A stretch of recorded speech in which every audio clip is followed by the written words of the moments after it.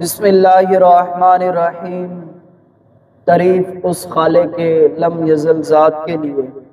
جو ہماری جانوں کا حقیقی خالق و مالک و رازق و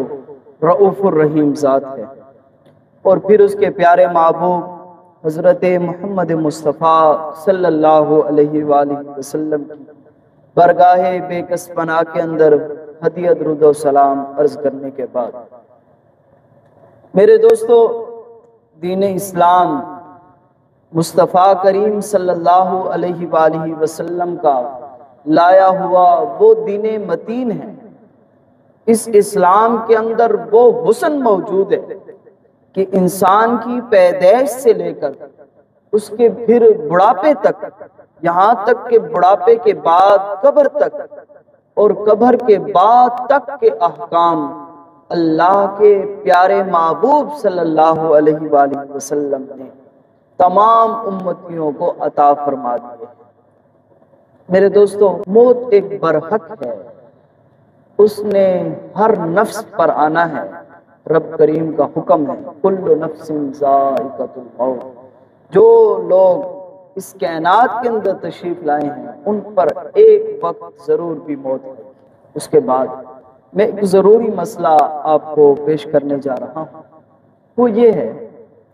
کہ اللہ تبارک و تعالی جل جلالہ نے ایمان والوں کو یہ حکم ارشاد فرمایا ہے اپنی لا ریب کتاب کے اندر، کہ اللہ تبارک و تعالی جل جلالہ نے یہ حکم ارشاد فرمایا ہے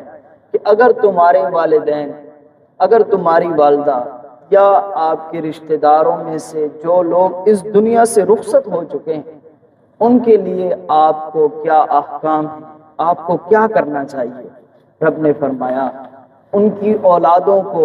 ان کے رشتہ داروں کو جو اس دنیا کے اندر زندہ ہیں، فرمایا انہیں چاہیے یقولون ربنا اغفر لنا، فرمایا وہ اپنے رب کریم کی بارگاہ میں ہمیشہ یہ کہتے رہے، ربنا اغفر لنا، اے اللہ ہمیں بخش دو، اے رب کریم ہماری مغفرت فرما، وَلِإِخْوَانِنَا الَّذِينَ سَبَقُونَا بِالْإِيمَانِ، فرمایا وہ ساتھ یہ بھی کہیں کہ اے رب کریم جو ہم سے ما قبل اس دنیا سے رخصت ہو چکے ہیں، اے رب کریم ان کی بھی بخشش فرما، سبقونا بالایمان، ان کی بھی مغفرت فرما، اے اللہ ان پر بھی رحم فرما۔ اور پھر آگے رب کریم نے ایک اور حکم بھی دیا، فرمایا وَلَا تَجْعَلْ فِي قُلُوبِنَا غِلًّا لِّلَّذِينَ آمَنُوا،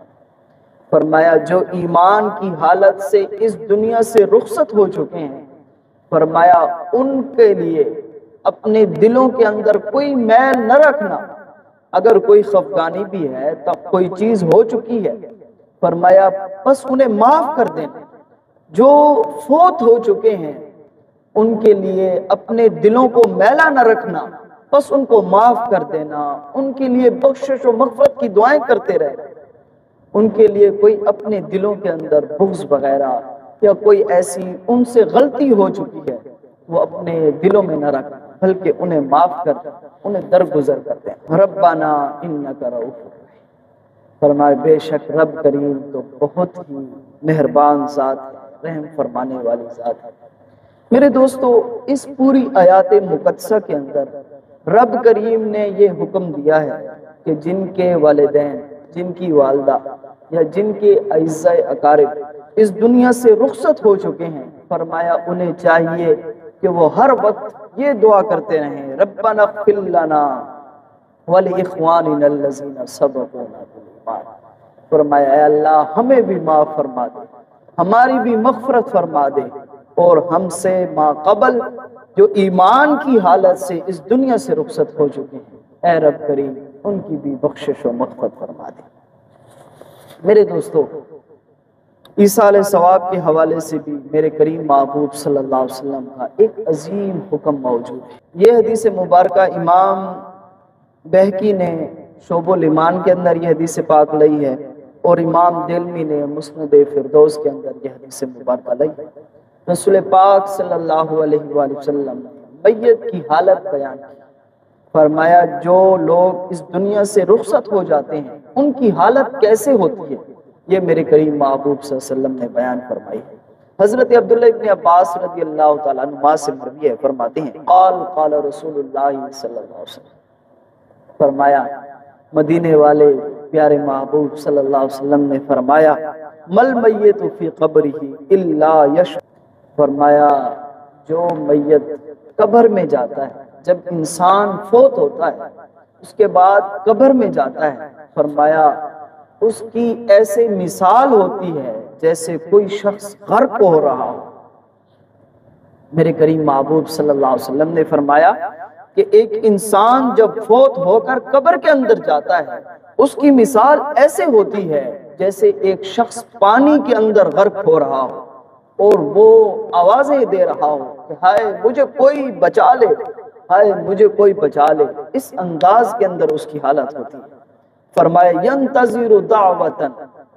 فرمایا وہ کس چیز کا منتظر ہوتا ہے؟ میرے کریم محبوب صلی اللہ علیہ وسلم نے فرمایا ینتظر دعوتن، یہ جملہ ہمیشہ یاد رکھنا۔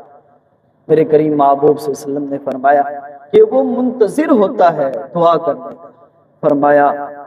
من ابن او ام او ولد او صدیق صدق، فرمایا کہ وہ اس چیز کا منتظر ہوتا ہے کہ کوئی میرا باپ میرے لیے دعائے مغفرت کر دے، یا تو کوئی میری والدہ میرے لیے دعا کر لے،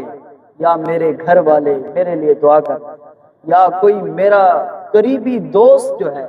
وہ میرے لیے دعا کر دے۔ آگے میرے کریم محبوب صلی اللہ علیہ وسلم نے اس بات کی گارنٹی بھی دے دی اس حدیث مبارکہ میں، فرمایا فَإِذَا لَحِقْتُهُ، فرمایا اگر کوئی شخص اس دنیا کے اندر اس میت کے لیے دعائے مغفرت فرمائے، میرے کریم محبوب صلی اللہ علیہ وسلم نے فرمایا کہ اس کو وہ دعا پہنچتی بھی ہے۔ اب یہ کون فرما رہے ہیں؟ میرے کریم محبوب صلی اللہ علیہ وسلم خود فرما رہے ہیں۔ آگے میرے کریم نے فرمایا کانت احب الیہ من الدنیا وما فیہا، فرمایا اس کو پہنچتی بھی ہے اور اس میت کو وہ دعا اتنی محبوب ہوتی ہے، فرمایا اس دنیا کے اندر جو کچھ ہے اس سے بھی بڑھ کر اس میت کو اس دوست کی، اس گھر والے کی، اس والدہ کی، اس والد کی دعا محبوب ہوتی ہے۔ جو اس میت کے لیے دعا کرتا ہے وہ اس میت کو سب سے زیادہ محبوب ہوتی ہے۔ آگے میرے کریم مصطفیٰ صلی اللہ علیہ وآلہ وسلم نے فرمایا فَإِنَّ اللَّهَ لَيُدْخِلَ عَلَىٰ أَهْلِ الْقُبُورِ مِنَ الدُّعَاءِ إِلَىٰ أَهْلِ السُّوءِ، فرمایا اللہ تبارک و تعالی جل جلالہ ان کی دعا کی برکت سے قبر والے کے قبر کے اندر احد پہاڑ جتنا اجر و ثواب عطا فرما دیتا ہے۔ فرمایا کامثال الجبال، پہاڑوں جتنا اجر و ثواب اس میت کو عطا فرما دیتا ہے۔ آگے میرے کریم محبوب صلی اللہ علیہ وسلم نے فرمایا کہ مردوں کے لیے، زندوں کے لیے بہترین تحفہ یہ ہے کہ وہ اس کے لیے ایصال ثواب کرے، اس کے لیے دعا کرے، اس کے لیے دعائے مغفرت کرتے رہے، تو اس قبر والوں کو بہت زیادہ اجر و ثواب ملے گا۔ اللہ تعالیٰ سے دعا ہے کہ اللہ تعالیٰ ہمیں بھی اپنے جو رشتہ دار، اعزاء اقارب اس دنیا سے رخصت ہو چکے ہیں ان کے لیے دعائے مغفرت کرنے کی توفیق عطا فرمائے۔ آمین۔ وآخر دعوانا الحمدللہ رب العالمین۔